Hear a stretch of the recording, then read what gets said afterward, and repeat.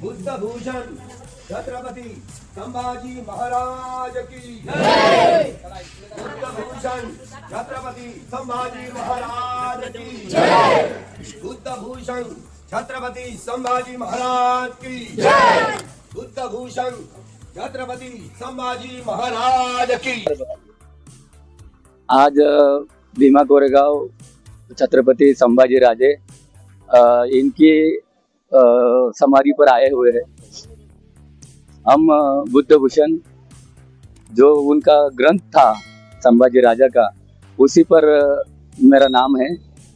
और ये जो रैली है, आज 15 दिन हो गए दादर राजगृह से लेकर भीमा कोरेगांव तक, या बोधगया बुद्ध विहार मुक्ति आंदोलन के उपलक्ष्य में ये रैली का आयोजन हुआ था।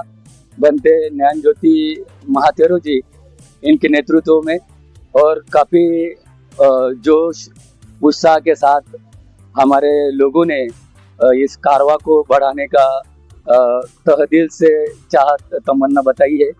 तो इसी को ये करते हुए, नजर रखते हुए, आने वाले समय में ये बुद्ध का कारवा आगे बढ़ता रहेगा, चलता रहेगा, ये बहुत बड़ा आशावाद है। और हम वो है संभाजी महाराज जो थे, इन्होंने 14 साल के उम्र में बुद्धभूषण ये ग्रंथ लिखा। और वो जो ग्रंथ था वो सभी राजकीय, सामाजिक, आर्थिक और शोषण के विरोध खिलाफ ऐसा बहुत बड़ा दस्तावेज है।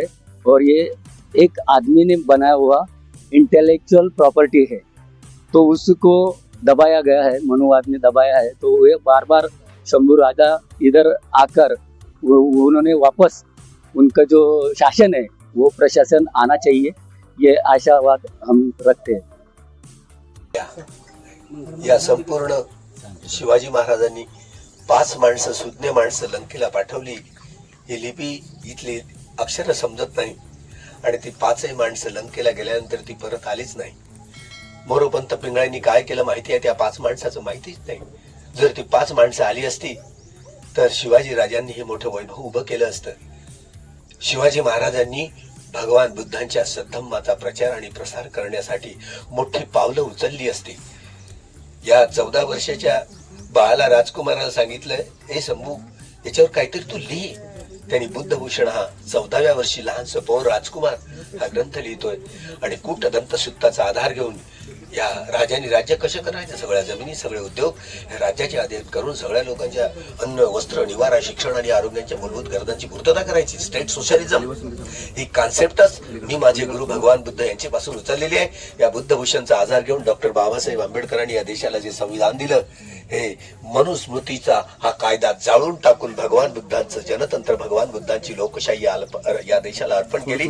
मात्र हे शेंडीवाल्यांचं हे भांडवलवादी सरकार, हे ब्राह्मणवादी सरकार मात्र मराठी भोळ्या जनतेला, या देशातल्या जनतेच्या पाठीत खंजीर खुपसणारे निर्णय घेऊन संविधानाला नष्ट करण्याचा, लोकशाही उद्ध्वस्त करण्याचा हा कट रचत आहे। या कटाला सगळ्या ज्या देशातल्या नागरिकांनी उद्ध्वस्त करा। 1 जानेवारी 1818 जो हादसा झाला, तो पेशव्यांच्या विरुद्ध हा स्वाभिमानाचं हे युद्ध लढलं गेलं। न्याय, स्वातंत्र्य, समता आणि बंधुभाव प्रस्थापित करण्यासाठीचं युद्ध लढलं गेलं। हे केवळ डॉक्टर बाबासाहेब आंबेडकरांनाच कळलं, जगातल्या कुठल्याही इतिहासकारांना नाही कळलं। त्यामुळे हे केवळ शेंडीवाल्यांच्या विरुद्धात किंवा इंग्रजांच्या विरुद्धातली लढाई नव्हती, ती गळ्यातली गाडगी आणि कमरेचा झाडू काढून टाकण्यासाठीच हे युद्ध होतं। किती समजावणार? ज्या लढाईत एकीकडे 30,000 पेशव्यांचं सैन्य, दुसरीकडे 500 महार सैनिक, प्रत्यक्ष त्या जवळ 800 होते, 850 होते, पण बाकी इतर होते घोडदौडेवाले। पण ते हातात हथियार घेऊन, शस्त्र घेऊन, हीच आपली मंडळी होती। ज्यावेळेला मैदानावरची जी लढाई झाली, एका महार सैनिकाच्या वाट्याला 56 आलं, ए लगा तुझ्यासारखे 56 पाहिले रे म्हणतो. ते ही म्हणच त्या ठिकाणी उत्पन्न झाली. हे शूरवीरांची लढाई. स्टॉटन असं लिहितो की आम्ही जगावर राज्य केलं, पण एवढी खऱ्या अर्थानं पतन पेशव्यांचं हे भीमा कोरेगावलाच झालं. असा लिहितो आम्ही एवढं जगावर राज्य केलं, पण एवढे शूरवीर आम्ही जगात पाहिले नाही. यांनी जर ठरवलं ना साऱ्या जगावर आक्रमण करून हे लोक जगाचे राजे होऊ शकतात. हे खरं आहे.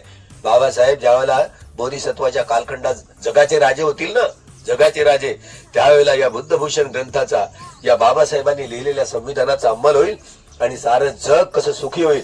न्याय, स्वातंत्र्य, समता आणि बंधुभाव प्रस्थापित करून समतामूलक समाज पद्धती निर्माण होईल. बाबासाहेब चक्रवर्ती सम्राट होतील, तेव्हा या संपूर्ण घटनेचा अंमल होईल. येणारा काल हा संपूर्ण धर्मांतराचा काळ आहे. सगळ्या जगातच वारं वाहील. सगळ्या जगाला युद्धाची नाही तर युद्धांनी नाही तर बुद्धांनी सद्धम्माचं, या सद्धम्मानी बुद्धाच्या सद्धम्मानी जगाचं, मानवी समाजाचं कल्याण होणार आहे. जगाला युद्धाची गरज नाही, जगाला बुद्धाची गरज आहे. बुद्धाच्या सद्धम्मानी जगाचं कल्याण होणार आहे. हा संपूर्ण आपल्या अनुयायांना बाबासाहेबांनी सगळ्यात मोठी जगात कठीण जबाबदारी दिली होती. ती जबाबदारी निभावण्यासाठीच आपलं जीवन आहे. हे या गोविंद गणपत गायकवाडांनी इथेच या समाधी महारवाड्यातच आहे. अजूनही गोविंद गणपत गायकवाडांच्या खसऱ्यावरची जमीन आहे. महारवाड्यात समाधी आहे. ती हे अलिखित आहे की ज्या वेळेला ब्राह्मणांनी आमच्या संभाजी राजाला औरंगजेबाच्या हवाली केलं, शेंडीवाल्यांनी पेशव्यांनी मिळून औरंगजेबाशी साठगाठ करून ज्या वेळेला मारलं ना मनुस्मृतीच्या, डोळे काढले शंभूरायांचे, कान कापले, नाक कापलं, जीवा कापली, हातापायांची बोट खुरकुट कापली.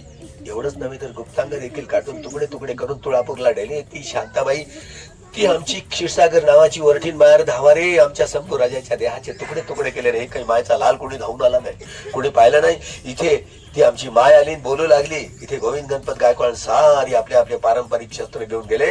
एक एक तुकडा वेचला, शिवून काढलं आणि ती समाधी अजूनही गोविंद गणपत गायकवाडांच्या महारवाड्याच्या हद्दीतच बांधली गेली.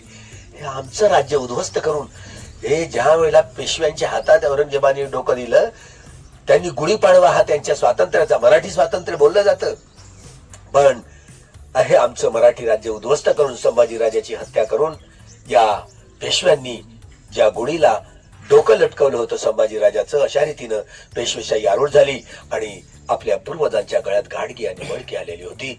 हे गाडगे आणि मडके संपवण्यासाठीच स्वाभिमानाचं लढलं गेलं होतं. आरोग्य या सगळ्या मूलभूत गरजांची पूर्तता राजांनी करावी. हा आमच्या ह्या मराठवाड्या या छत्रपती शिवरायांनी, शंभूरायांनी हे स्वतंत्र मराठी राज्य या ब्राह्मणवादाच्या हायतून सोडवलं आणि महाराष्ट्र माणूस, मराठी माणूस मुक्त झाला. अजूनही 36,000 शाळा या देशातल्या सरकारांनी बंद करून मराठी या माणसाच्या पाठीत खंजीर खूप असला. एवढंच नव्हे तर आज या संपूर्ण मराठी भाषाच गायब करण्याचा हा आदेश, हा सरकारचा दृष्टिकोन बरा नाही. शंभूराया सांभाळ या सरकारांना, शिवराया सांभाळ या सरकारांना, या छत्रपतींनी मराठी राजाचं जे वैभव उभं केलं महाराष्ट्र